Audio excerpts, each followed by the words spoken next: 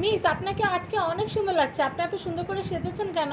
এখনো তো বসন্ত যায়নি।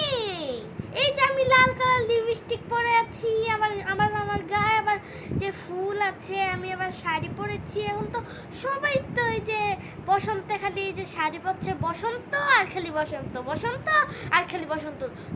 তোমাদের মা বাবাকে বলবা যে, তোমার মাকে বলবা যে সুন্দর করে শাড়ি পরতে, ফুল পরতে, তারপর তোমাদের বাবাকে বলবে যে পাঞ্জাবি পরতে, তারপর বলবে যে ভুঁই বানিয়ে দিয়ে যেতে।